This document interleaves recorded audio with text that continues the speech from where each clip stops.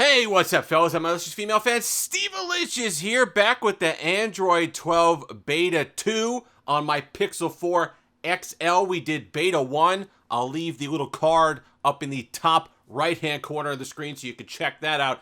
That one ran quite well, to be expected. It was just basically the UI changes that they wanted to make, but the guts, kind of the core of what they were looking to add to Android 12 wasn't quite implemented. We have that now.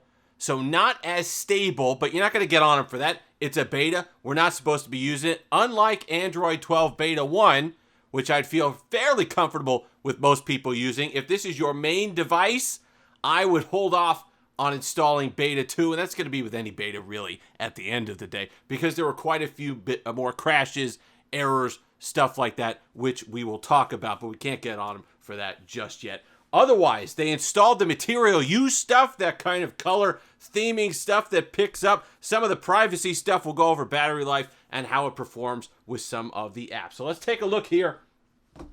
You can see as soon as we wake up the screen, I did not put that there. It went to a thicker text for the time on the display, but also it picked up the background colors, the base hues of Grogu there, and making it kind of that yellowish. And this yellowish brown plays its way through the entire UI, which is nice.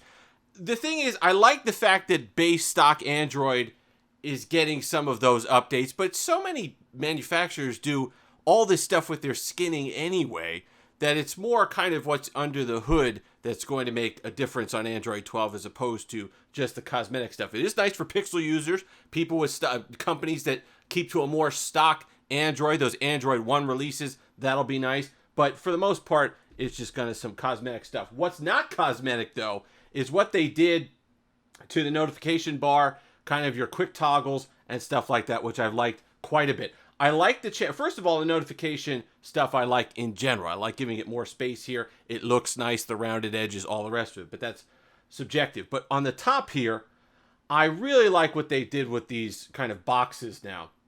I like the fact that you could quick toggle, get through your Wi-Fi stuff right away, and it doesn't take over the entire screen. If I'm to hit this, it kind of goes to the bottom here, gives me some other options, and can recycles my Wi-Fi, which is quite nice. You could do that on and off and not have an issue there.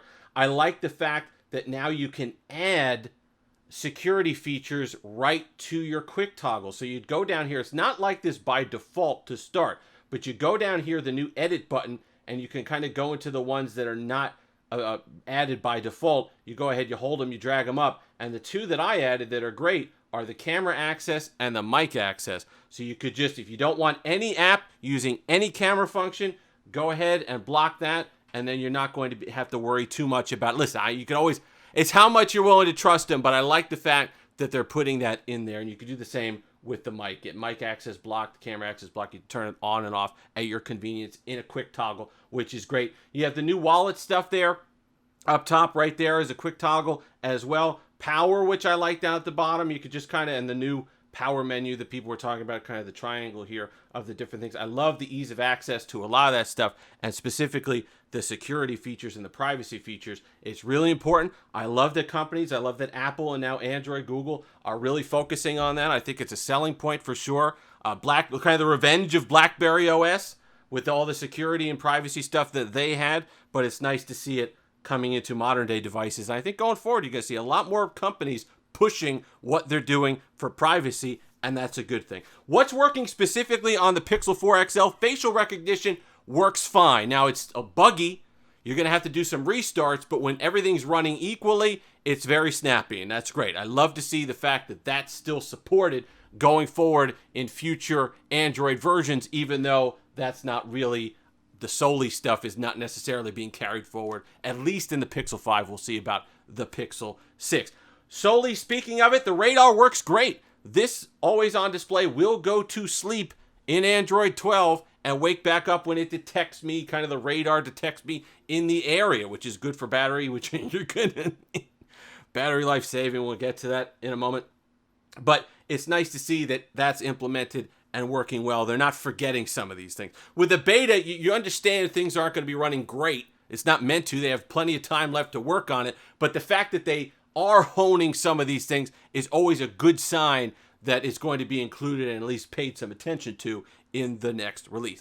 Apps, listen, Pokemon Go worked fine. Genshin Impact, which everybody's crazy about. I get so many comments about this game. Genshin Impact worked fine. That little goofy piffle game, that cat block game that I was playing in the last Android Beta 1 update works fine. That's fine. Listen, the crashes were fast and furious though, and the bugs. I gotta say, WhatsApp had this bizarre error where the A key, when I was typing messages, would stop working.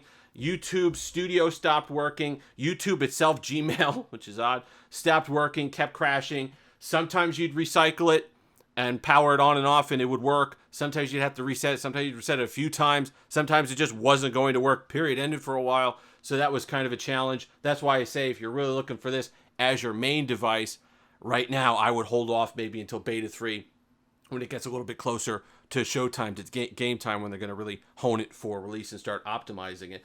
But this is the most powerful Pixel to date. It's one that I got specifically to try out betas, see how they'd run, to be able to do some more Android videos. But I gotta say, look, it's early yet. Screen on time between Beta 1 and Beta 2, it got worse.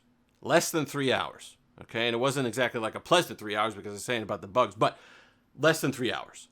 And early, okay, we keep saying that because it's important. Early, they still have plenty of time to work on it, plenty of time to optimize it, but it's scary. Because like in baseball, if your last start as a pitcher was good, then you get a little leeway if the next one is so-so or you're a little looking iffy in between starts. But as far as battery life is concerned, Android 11 was bad. Motorola just released their update to Android 11 on some of their budget devices. Nokia still hasn't done so, and these are Android One partners. Sony just came up with their updates on some of the older devices.